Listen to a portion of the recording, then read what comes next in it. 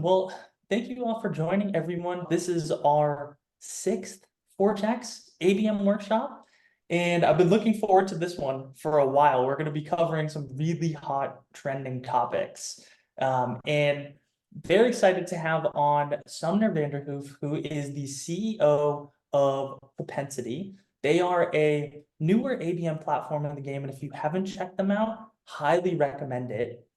And a few of the things that we're going to be touching on today. One, do you need a ABM platform to launch your program? What is the necessary tools and tech that you should be purchasing or have? What are the tactics that we would recommend you include? And then even getting into some attribution. So if you're feeling like your leadership is still stuck on the MQL hamster wheel, what you should do to get off of that. And the flow today for this, in the past, we've had more webinar style presentations, but we wanted to switch that up for this one. So this is going to be very conversational. Toss all of your questions in the chat. We are going to get to them as we go. And Sumner, what is going on? Let's kick this thing off.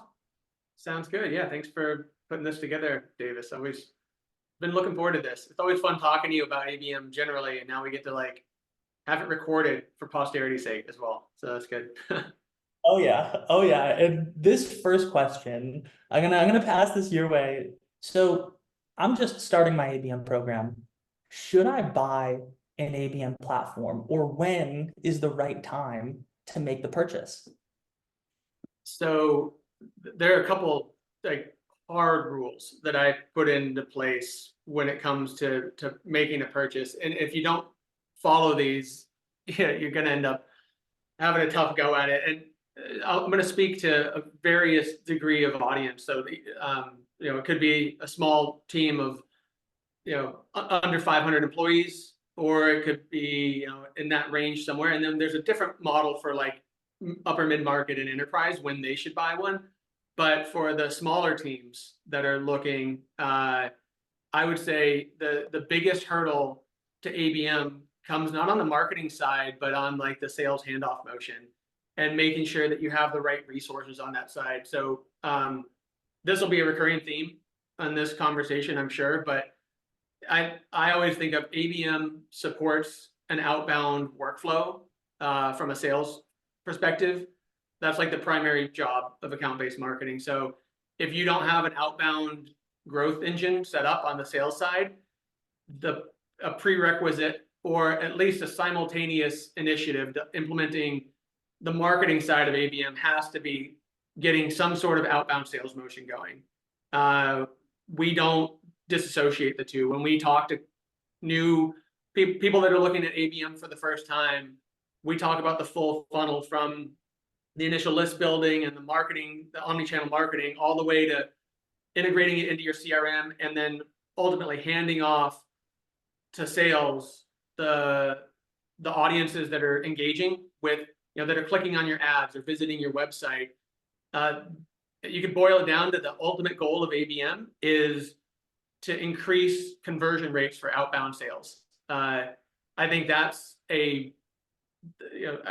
at least from what we've seen, can't be overstated enough. That is the main value prop that our customers are looking for is, can I take a 1% or less conversion rate and turn it into a 3 to 7% conversion rate for my outbound BDR team or SDR team.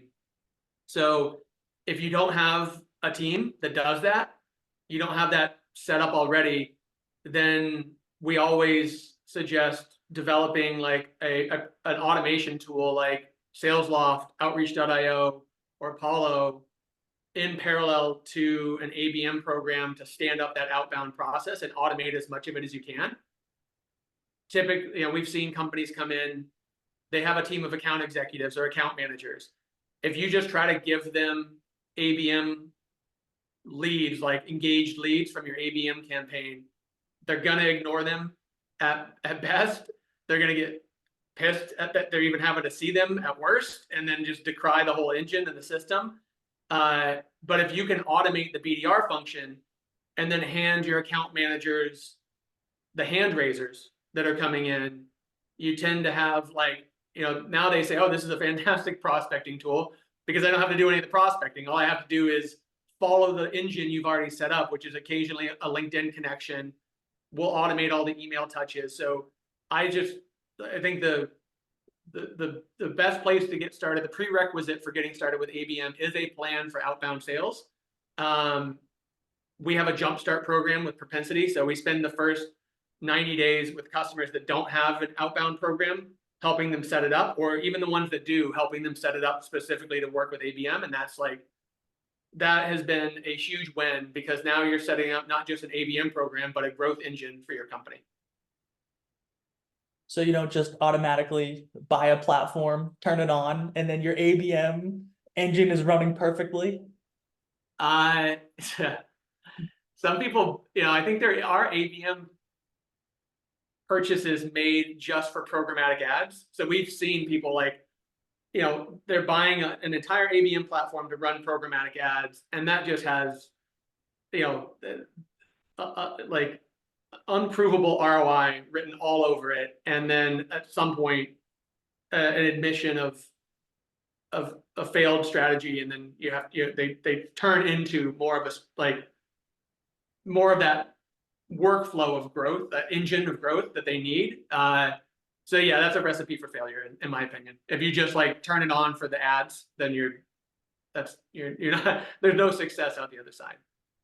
Couldn't agree more. You buy the platform, then you grab the intent data, think that list is going to be a silver bullet once you run ads to it, and then you're, tossing your hands up saying, why isn't this, platform that I just invested a significant amount of money in doing what I thought it was allegedly supposed to do? And it's interesting. One of the things that we really preach at ForgeX is framework first, tech second. So before you even think about making the investment in an ABM platform, let's say your VP of marketing says, hey, we want to do this ABM thing. Can you help us put it together? Thinking through the strategy, because you can have the best tech or you can use the best looking tactics in the world. But if you don't have a strong ICP, your target personas aren't spot on, your messaging doesn't cut through the noise, you don't have alignment across your go-to-market teams, your sales, customer success, if you're running expansion plays, then whatever you purchase is going to fall flat, and you're going to end up churning after a year. Or a lot of the platforms will try to lock you into the 2-year contracts because of that churn after the year.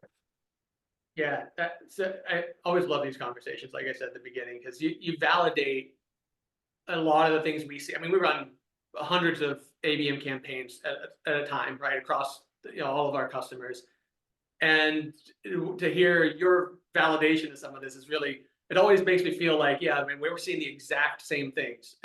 I would have said it the same way. Like, we see it, we have to we advertise against intent data, right? Like, this is one of the places where, like, hey, if you're looking for intent data, you might want to explore ABM. But then we have to educate on like where intent data fits in your ABM stack and what the value of it is. It is definitely not the silver bullet that a lot of people think it is, just from the name. The name intent data suggests that they're ready to buy. So you have to take a step back, and we address intent data.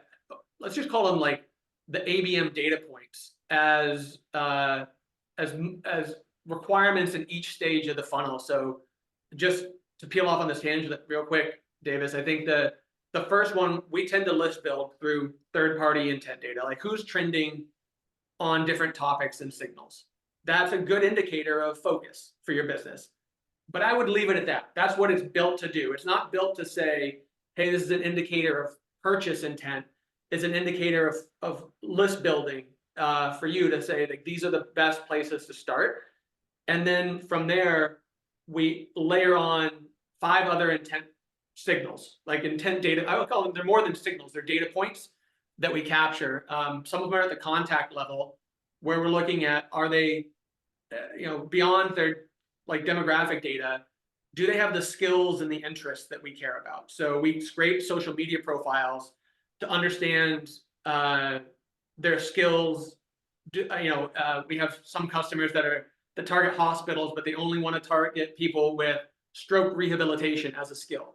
And while that's not like purchase intent, it's at least segmenting the audience into a contact base that would better understand the messaging and has, so I classify it as at least a data point that way enhances the value of the intent signals that you're already using.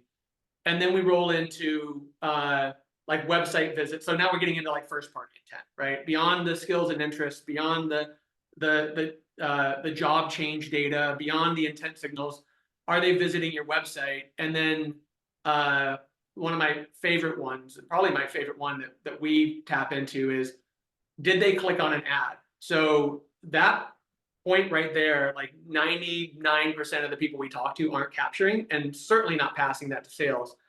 With ABM, with targeted marketing like this, you can see who's clicking on your ads down to like a super small batch contact level and still be compliant with all the GDPR rules and CCPA regulations and things like that. So you can use intent data and first party intent at this point and still be compliant and say, hey, we delivered ads to company A. There were 10 people at company A we were targeting. We had 3 clicks at company A. So we know it was we know it wasn't just company A generally, it was one of those 3 people or those 10 people that clicked. This is what we give to sales. And that right there, like that, they didn't fill out a form on your website. They may have just been, but they're curious enough to engage with the advertising and the messaging. Then that intent signal right there, we send that directly into the CRM system and then list build off of that. That's been one of the driving portions of introducing ABM and intent data to our audience. So we have to really unpack that for people where it's like, okay, here's the process, here's the funnel, here are the intent topics, but always know who's clicking on your ads. And now you just bubble those people to the top of your outbound sales list. And that's who sales should be targeting first. Love it. Especially one of the most important pieces and almost missing components in a lot of the ABM programs when they're first starting that is not looked at enough is de-anonymizing web traffic. So one, love the way that you can get the ad clicks, but then also in the world of, the million debates around should you gate content and how the future of B2B and how B2B is now, where you shouldn't be, gating every single piece of content that you have on your website. As your buyers are going through that, and as accounts are getting the ads, they're receiving all of this promotion, all of these tactics, when they come to your website, being able to de-anonymize and say, okay, our stuff is working because we see this uplift in traffic from our target accounts. Yeah, that you're again right where the train was going from my side. So because we know who's clicking on the ads, 100% of the time we recommend ungated content.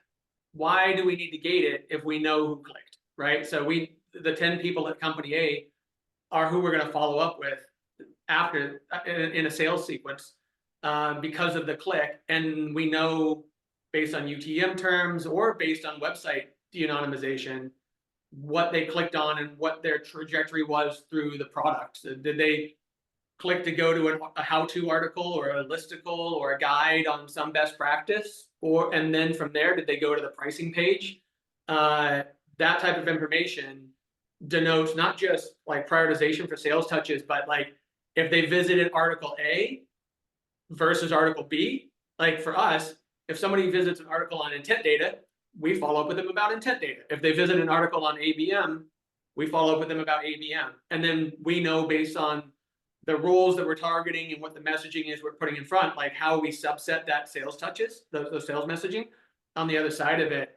But again, 10 out of 10 times, we recommend ungated content. And even further, if you just think of an ABM program as a content delivery vehicle, that is like the best anchor. I think, again, hundreds, thousands of campaigns run at this point. If somebody's searching on Google and you own the SEO of that, and the first Google search result is your brand with a piece of content and they click on it, That's what we're trying to capture in the same feeling in an ABM campaign, except they're not searching on Google. They're on some sports blog, or they're on a news site, or they're in LinkedIn or Facebook, and they, like, the headline of the ad literally should be the search term they would have otherwise searched for in Google. You're just delivering SEO to them in an advertising package, and the click should take them to an ungated piece of content where there's trust in that, where it's like they're not going to feel violated by clicking on your ad, like you're tracking cookies and like retargeting them to death with all that stuff. This should be like a purely educational journey, and then the sales touch on the other side of it is a relationship building motion. So the two halves of the coin. On the marketing side, it's all about delivering content and tracking content engagement, and on the sales side, it's relationship building and making the ask at the appropriate time. But we do not do transactional. That's not fair. Very few customers do transactional ABM. Those customers can say 50% off because we're such a well-known brand that's worth the click. So they're doing transactional ABM off of discounting, whereas most companies are trying to educate them on their brand and getting them into to build trust and the relationship from the onset. Yeah, that totally makes sense. And kind of staying on this topic for a minute, we've been fielding a lot of questions around this, and I'm dying to get your take, especially as CEO of an ABM platform. Third-party cookies, as they're, starting to deprecate by the end of the year, what are your thoughts on, the impact that this is going to make? I mean, we've never used them. So we don't have any cookies in our platform because, when we started development of Propensity, or we were far enough down the road of development with Propensity that, GDPR was already a thing and Google had already announced they were moving that direction. So we were like, okay, let's just future-proof from the beginning. We're not even going to introduce a cookie option. So from our side, we built cookieless from day one. How do I feel about it? It's going to be interesting for the companies that do I always wonder how HubSpot is going to handle it, for instance, because they're technically a third-party cookie on your website that's cross-tracking, or like Facebook's retargeting pixel and things like that. They do a lot of that through the cookie tracking engine. And so far as my understanding on it, we have multiple domains. So Propensity is one domain, and we have other domains that we use in our platform.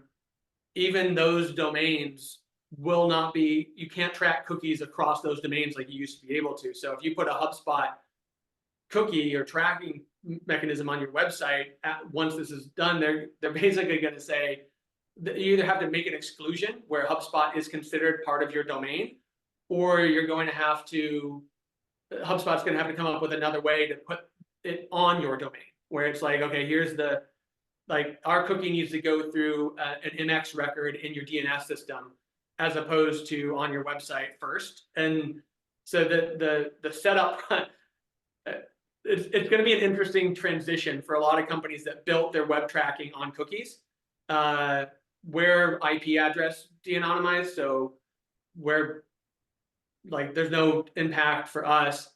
But that feature that companies like HubSpot have, where it's like, oh, they were anonymous, they filled out a form, now they're not anonymous anymore, and we know exactly who they are when they visit your website again. I don't know how they're going to functionally do that after this goes away. So you're going to have to de-anonymize through other mechanisms, and we've been building that for years. So that I think they exist and they're possible. But it'll be, I'm sure they'll come up with a plan. I'm sure they have a plan. I'm not familiar enough. It'll probably be, when two-factor authentication came out, which is the bane of everybody's life, especially if you're a Salesforce user, that's probably going to be the same impact for web developers for the next 2 years, when they're just going in and refactoring all of these cookie tracking components on their websites to still get the same data, but now they've got to do it through some workaround. It's a good on them, I think, for doing this, but also man, it's like changing the internet mid-cycle. It's kind of a crazy thing to make the decision on like that. It'll be interesting. I love I didn't know that Propensity was built without any third-party cookies, and you basically already future-proofed from day one. That's really cool.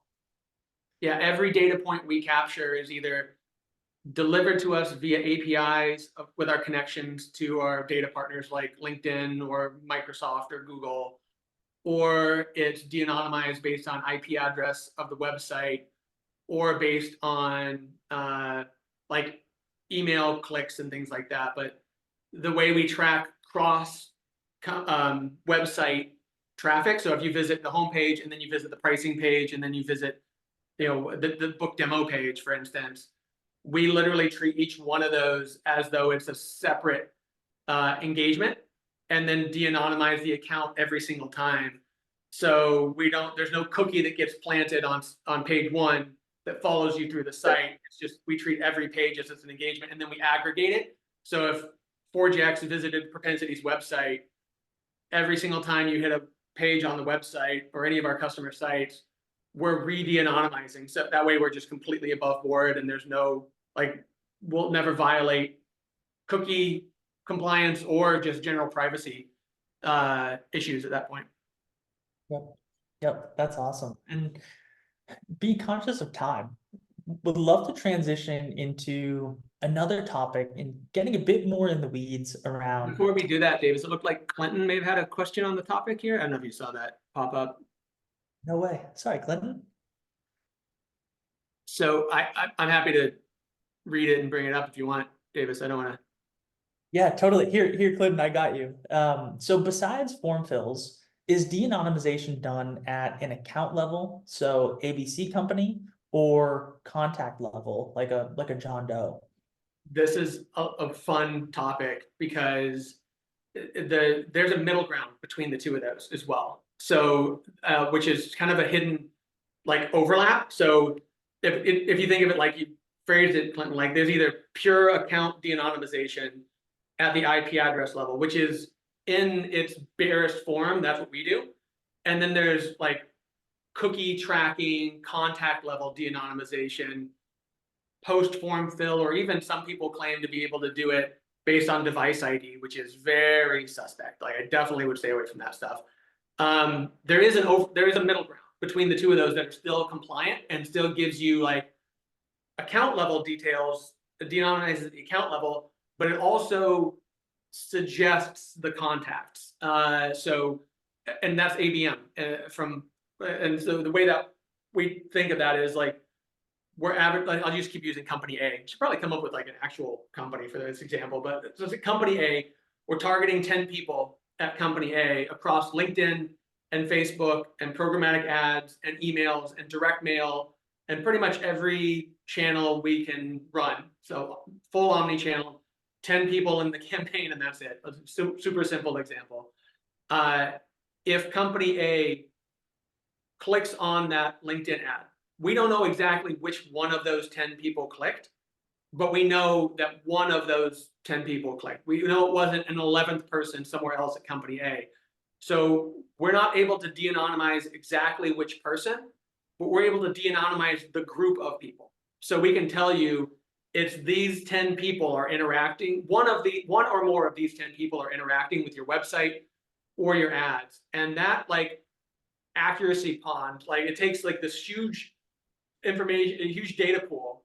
I mean, if you're targeting like a huge company like Dell, but you're only targeting 20 people at Dell. Well, when Dell interacts with this ad or Dell interacts with this messaging, we know it was one of these 20 people. So the accuracy on the other side of it for sales is 1,000 times better than what they could get if it was just account level de-anonymization. And it's way more compliant than if you tried to get the contact level de-anonymization. So it still fits all the privacy and the compliance. You can't do an audience of one. So we wouldn't be able to tell you, oh, we targeted one person at Dell and there was a click. So that's this one person clicking, just because that violates like the member data policies of Dell of LinkedIn and Facebook and us. Like just generally we stay away from that.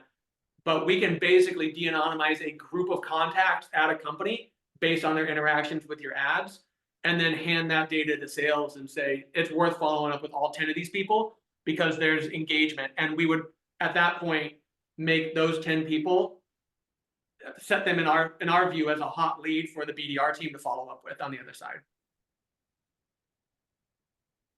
And Sumner, quick follow-up question on that as well. Let's say we are doing an opportunity is already created and we are working to accelerate that opportunity or deal acceleration. And we've associated those 10 contacts to the opportunity as members of the buying group. Are we able to de-anonymize and get that contact level engagement data surfaced as well? So yes, and I'll give you a sneak peek to our roadmap, because we identified that as a use case a few months ago, and we've been working on allowing sales. So marketing sets up an ABM campaign for pipeline acceleration.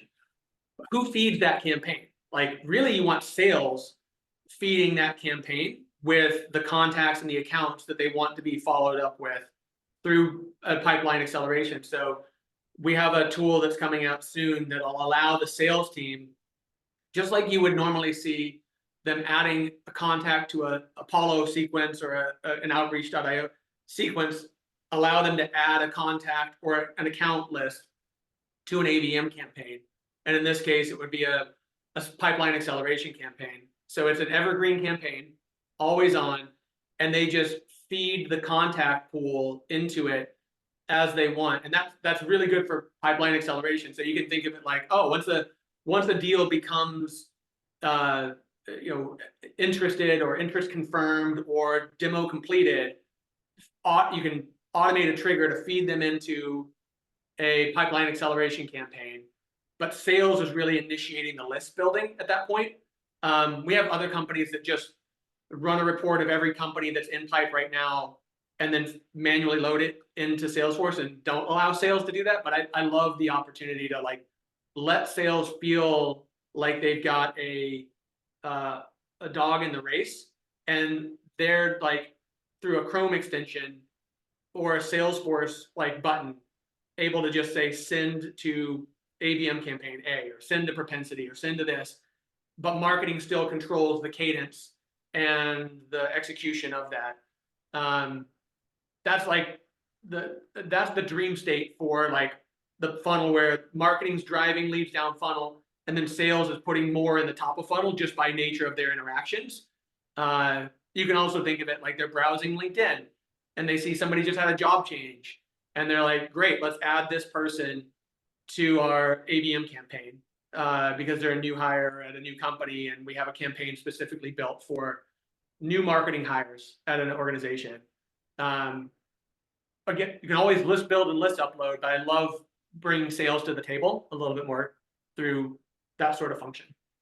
Oh, that's going to be unreal. Another use case that immediately popped to mind, and I could totally see organizations doing this because it's a challenge in market today when you're doing an expansion play. And you've got, maybe you're doing it in your account is massive. So let's say a Bank of America, where there are multiple different divisions. Sometimes different divisions not only represent, a buying opportunity for your product, but they can have competing products. One could have a HubSpot for their CRM, the other has a Salesforce for their CRM. And so being able to pursue one of those divisions within this massive account, and then, take that buying group from that division, put it into a specific,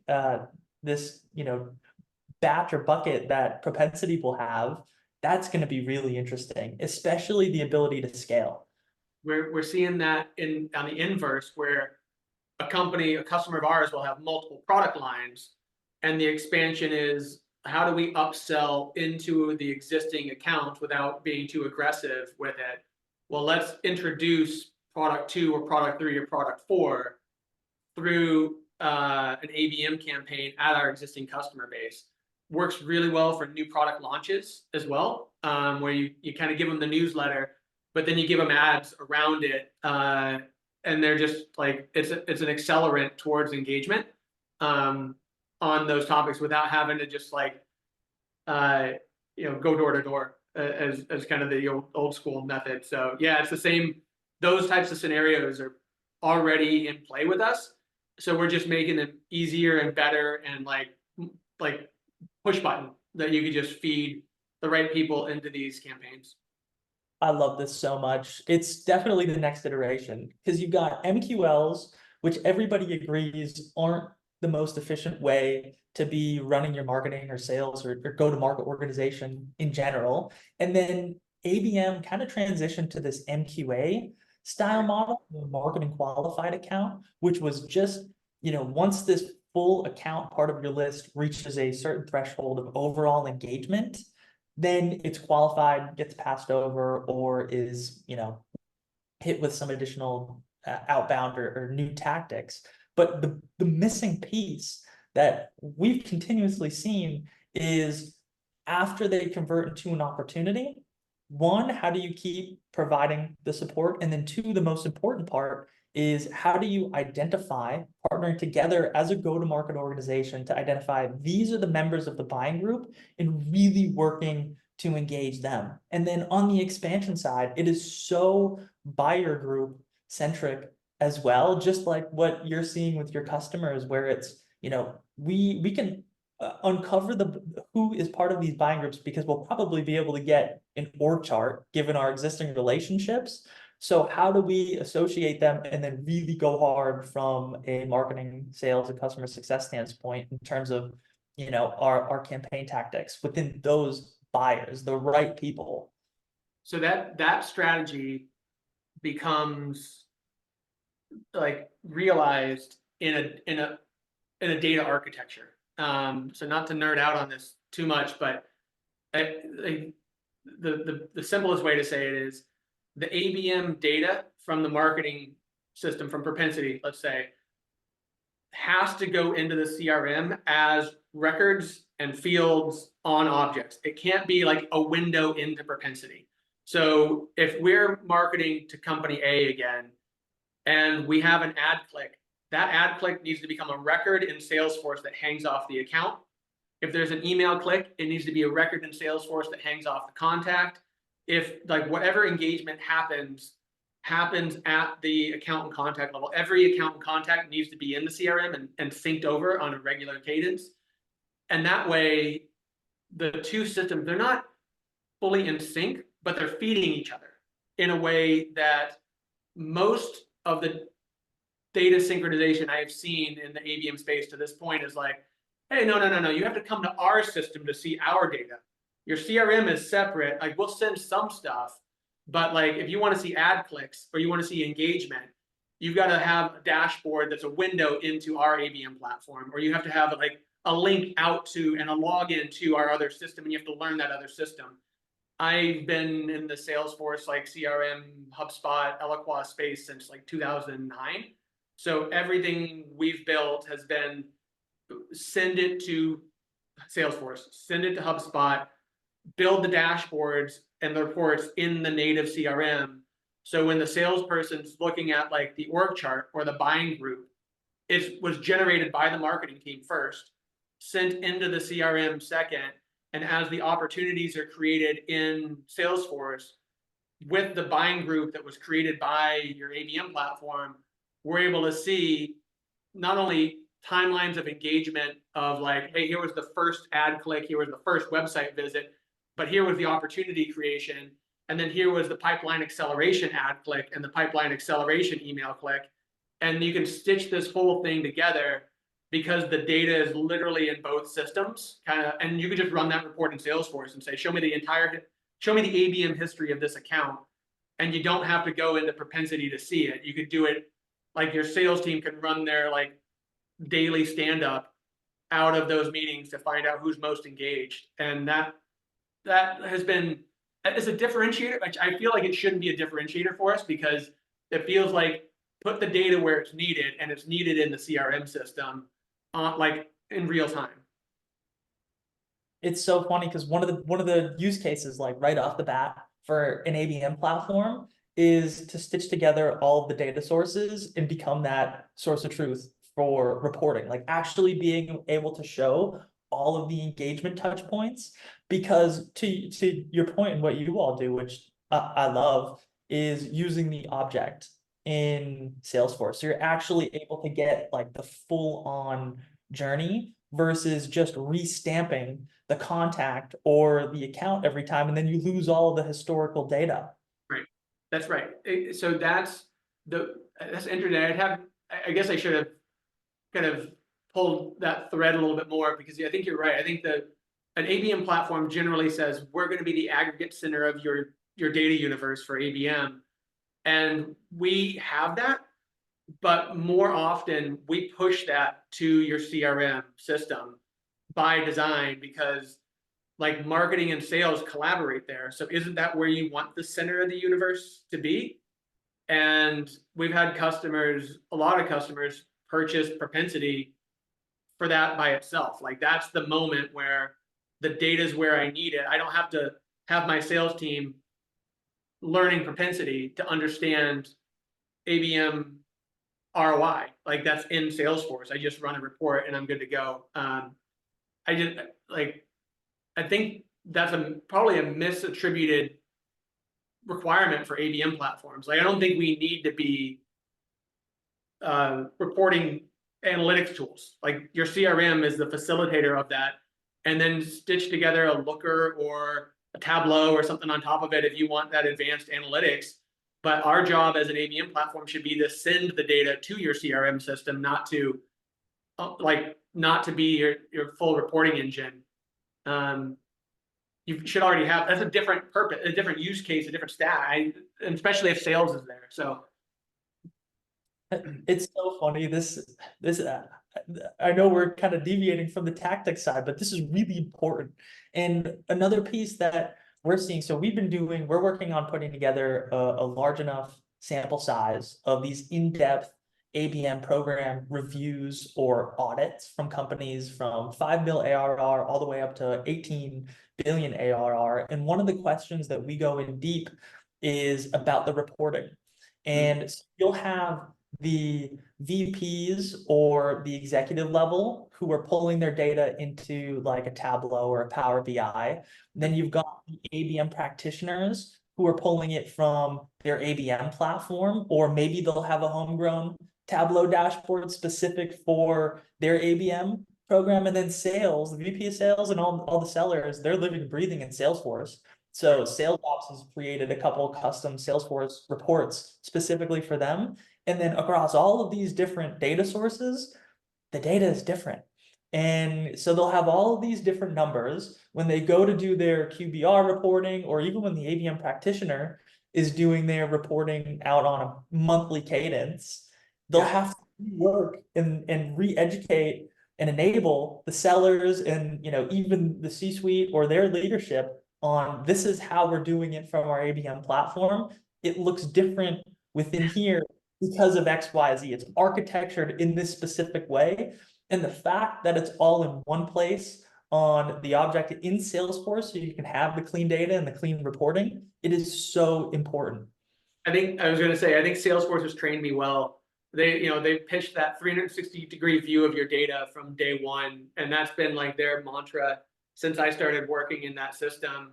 So I just believed in that and still do. Like, why do I want to try to have to stitch together 6 different sources when Salesforce can hold it all? I mean, I'll use Salesforce here, but HubSpot's the same way, especially with their custom objects that you can build in HubSpot are becoming equally as powerful.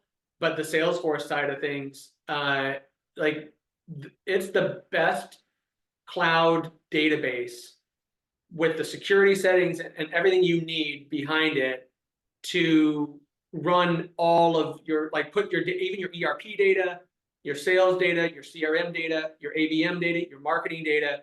If you feed it all into a CRM like HubSpot or Salesforce, you can run universal reporting for your business. So that's been just a belief structure from the beginning.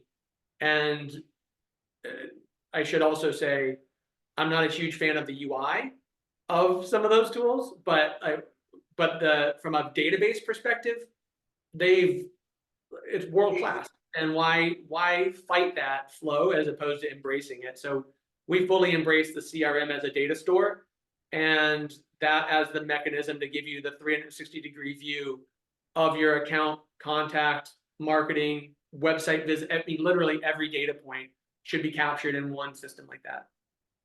Mhm. Yeah, I love that, especially the way that they're like, we'll see a lot of them have their Salesforce and then maybe outreach, or their Yeah, sales ops is in a different capacity, and then they'll put it all into Snowflake. You'll need a yeah, data analyst to actually be able to, run the SQL code to build it and then push it out into their visualization tool like a Tableau. And it's a lot of these organizations, especially if you don't have someone dedicated to the analytics side, they have to buy these ABM platforms because it's such a mess. yeah. Yeah, that story is so familiar. Uh, I couldn't like. I'm a like operational like data nerd at heart, and have had my hands in most of the integrations with our CRM systems or data partners that we work with, just because it's kind of one of the pieces that I bring to Propensity as kind of like the technical co-founder of the company. And that model that you mentioned, like it's untenable for big organizations. So small organizations, it is just an impossible. It's not even on the radar of building an architectural stack like that. So then we just say like Salesforce becomes the catch-all as a default, and then from there you can like re-architect things and send data where it needs to be. Data warehouses have a purpose, but for small organizations, they sometimes barely have a CRM, and it's certainly not fully operationalized to automate a lot of the functions. Like we'll work with companies again, they're standing up outbound sales for the first time, or maybe professionalizing outbound sales for the first time in a way that creates predictable and repeatable revenue for their business. And that's where the time should be spent, not on database architecture. So we spend our advice and our philosophy, methodology, model, whatever you want to call it, is built around a simplified data model in your CRM to support the process. And it's kind of what you said earlier. It's like, I forget the way you phrased it, but the technology supports the process, not the other way around. So we're a process first company. Everything's about the outbound growth engine that you're building for your business. And then where we put the data to support that is built on like the lowest common denominator to make sure everybody has full access to the information. So it's like a work back from being processed first as an ABM platform. Which is so massively important. And definitely for all the viewers, feel free to toss some questions in the chat too. We want to make this as conversational as possible. So anything, throw them in, we'll answer it. And so transitioning, we promised a conversation around tactics. So I'm curious to hear about, what you're seeing your customers find success with from a tactical side. What are their playbooks looking like? So we every one of our customers starts with a playbook that we've pre-configured for them. So we have, I don't know, a half dozen to a dozen different playbooks that we give them as a baseline. And then I love seeing the variations come back. So they'll remove plays they don't want, they'll add new ones. So for Propensity, I'll give you a Propensity example. We always run 2 ads for every channel in an ABM campaign. So 2 LinkedIn ads, 2 Facebook ads, 2 programmatic ads, 1 for each persona. And we have 2 core personas we target: marketing and sales. So we have an ad per persona. So we'll target 1,000 companies. And then in those 1,000 companies, we'll find, let's just make it easy, 2,000 people, 1,000 salespeople and 1,000 marketers. And then we'll have 1 ad for each persona in the playbook, and then measure engagement. And this way we're able to say like, this sales, the company A, again, my example here, had 5 salespeople. Those 5 salespeople had clicks into these ads, and they had also had 5 marketers, and these 5 marketers had clicks on these ads. So we now know like the group of engagement by persona, and are able to follow up with them. So the tactic there, if you can call it that, is really like 1 ad per persona per campaign, and then the mix of ads. I always recommend as many channels as possible, even if you don't think your audience is going to find, like, you're going to find your audience on Facebook. We will find your audience on Facebook. Like, those 2,000 people will find those 2,000 people's Instagram feeds and their Facebook feeds, and you won't be using like custom audience matching in Facebook. So my strong recommendation to every customer is, like, if you boil it down to one core tactic, it's full omni-channel, full court press every single time. Just because you haven't had success with Facebook in the past doesn't mean that we won't in our targeting, because we're able to be so accurate with finding person A in Facebook. So the playbooks are all built to support that. We have seen people run only programmatic ads or only marketing emails. We still drive website visits. We still drive engagement through that.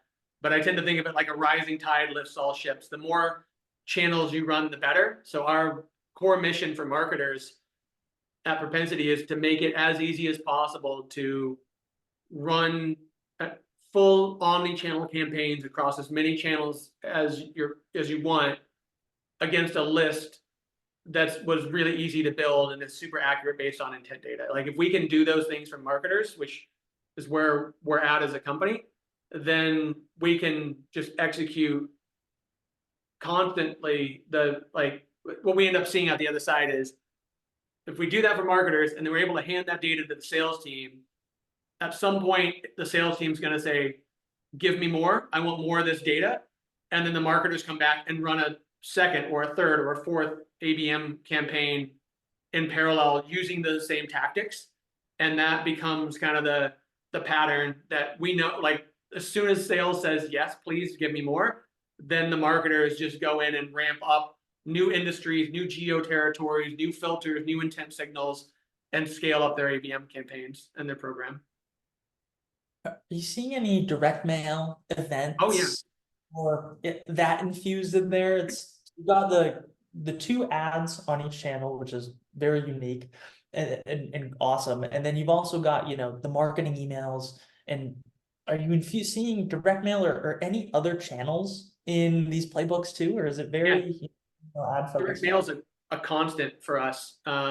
It doesn't work for some audiences. You don't want to have a direct mail piece to a doctor or somebody that's got it, that spends their predominant amount of time in the office. That's where they're thinking about business. They don't want to think about business at home.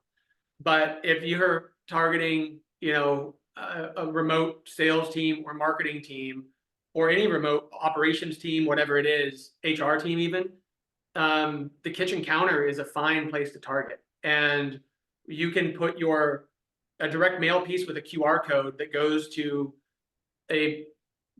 typically those are a little bit more transactional. It'll go to a sign up page or a form fill or something like that. That tends to be a really nice way to get another touch point. And there's not a ton of B2B direct mail at the remote home address still. And we have a good portion of the contacts in our database, again, GDPR compliant, publicly available information. We have their home address. So we'll not only deliver it to work if you want, we'll deliver it to their home address as well. Most of the time it's a 6x9 postcard, front and back. We have kind of formatting guidelines we recommend, and then we stick a QR code on there for them to scan. That'll take them to, a UTM coded page where you have like, oh, this is a UTM source, is Propensity, direct mailer. This is the landing page is whatever it is, ForgeX.com / ABM is awesome, whatever you want to say. And then that's like, because that QR code is unique to that address, we know that somebody at, whatever street in Exeter, New Hampshire, scanned the code, and then like that is associated back to that individual that we tagged as being a resident of that location. So direct mail is fantastic, and it's cost effective too. It's not like, it doesn't break the bank if you're selective as to who gets the direct mail pieces. Mhm.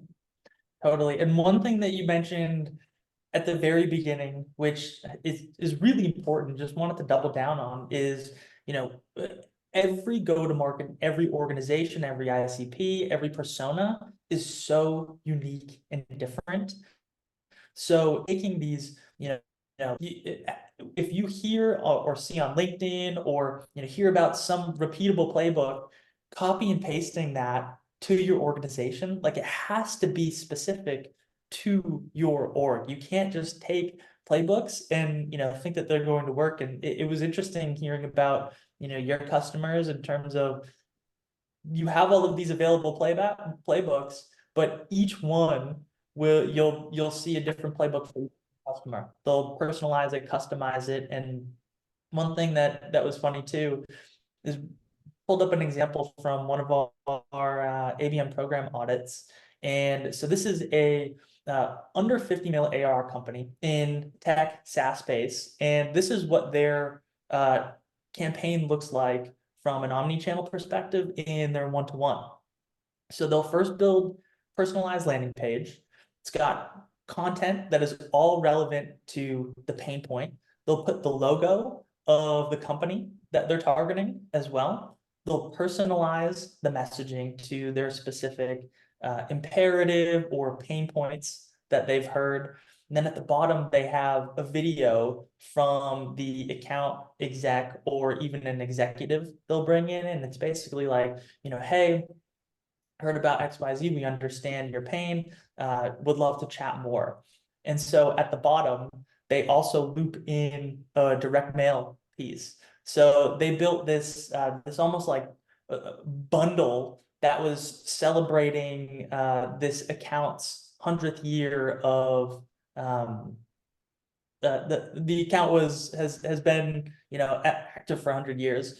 So they built this custom direct mail piece, and then they would use LinkedIn ads that had the logo of the account on there as well. So the flow was, you receive the LinkedIn ad that's personalized, go into the landing page, which is personalized. There's a message at the bottom, and then there's also a link to a personalized piece of direct mail.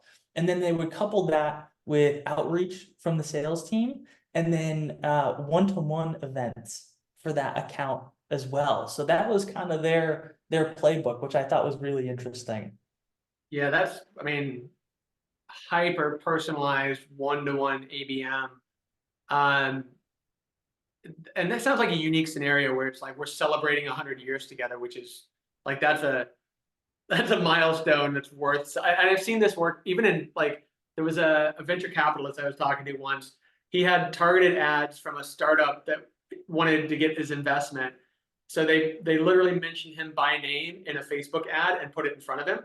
And it was enough to trigger like, oh, this is unique, I'm interested in talking to him. So it was like super targeted, hyper personalized messaging saying, hey, Alex, love like your thesis. This is our startup. We'd love to work together. Click here to like set a time, please. And then he did, and it worked out for both of them. So the personalization works. Not a great place to start ABM, I would say. So that's a mature company doing like late stage ABM after you've got the basics figured out and you can execute on something like that. And even then, that takes months to put together. And you can't do it at scale. So that's the caveat on the other side, is like, this is a mature ABM. Most of what we do is for small growth teams that are looking to add ABM as a strategic channel that outperforms like any other outbound channel they've got for their business. So our approach, we have best practices, and personalization is a piece of it, but it tends to come into the sales side. So I'll just round this out really quickly. When a marketing lead from Propensity goes to the sales team, our recommendation is, if it's classified as hot, that becomes a personalized touch. If it's warm, you can make a judgment call. And if it's cold, pass through an automated touch engine. So the sales team becomes the personalization engine of a like like less sophisticated. I don't think that's the right way to say it. Of a different strategy of ABM, one to few, one to many. The sales team becomes the mechanism for personalization, not the marketing campaign itself. Completely. More along the line, more aligned to our growth ABM framework, as where that example is enterprise all the way. That's, you're one-to-one, where it's not one-to-one in the sense that you've got 20 accounts who are receiving, more personalization, but one-to-one being you've got a 9, 12, 18-month long campaign plan just for one account. And you'll even see ABM practitioners, they'll cover, it can be 3 to 8 at one time. A single ABM practitioner is only covering that, as where growth ABM is where you're able to scale up to the hundreds, thousands of accounts using the tiering process. Yeah, we do both, but I think our sweet spot is what you'd call the growth ABM, the one to few, one to many. And I even would classify that to say, like, we have customers that target Fortune 500, but they'll target like 400 or 500 people at those companies and try to build relationships across divisions at the same time. They won't be like, hey, I'm going to target 30 people at Dell. I'm going to target 500 people at Dell. So I need like an ABM program that's more akin to a one to few. It's funny, it doesn't feel like that because it's still one account, but there's so many people in that account. You can't personalize everything for each one of them. But what you can do is say, hey, this person is interacting, this person is not interacting.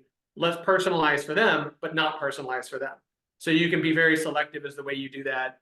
And now your relationship building across a 400 or 500 person influencer base at a company, that helps. But it's a different strategy of getting into a Fortune 500 than I would say if you're like, trying to get into a small team with like within a division, or getting in at the C level of the New England division of Raytheon or something. So it's like a very different approach. But all of those, that's where we come in, right? Like, we know this stuff because we've run thousands of campaigns, and like you guys have had thousands of like engaging moments with people that are doing this stuff.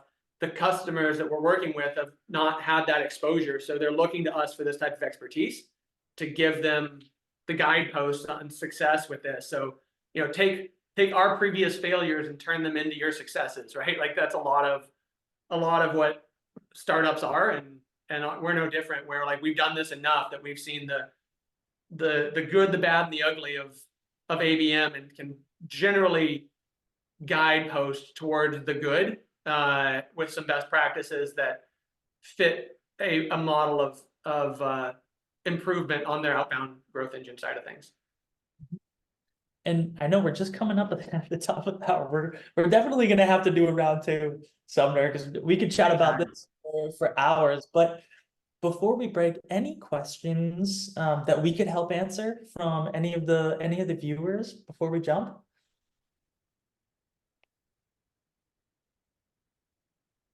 I might have one for you, Davis, if you don't mind, just as a wrap up here. Like, so again, we're practitioners in the sense that we run these campaigns, so we have an insane amount of data on what works and what doesn't work. And we're moving closer. Like, our mission is to move closer and closer to automating the outbound growth engine of a company, from marketing to sales and everything in between.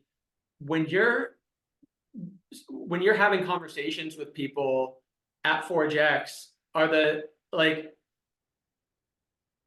you talking to more like repeat ABMers or first time ABMers? Like, where's your the market is super interesting in this, because ABM, like you said at one point in the conversation, is I think is 20 years old now in some senses, but it's also still relatively new in others. And it's almost like there's a wave that's starting to crest in the ABM space as far as its adoption. Do you have a sense of the market right now from what the conversations you're having?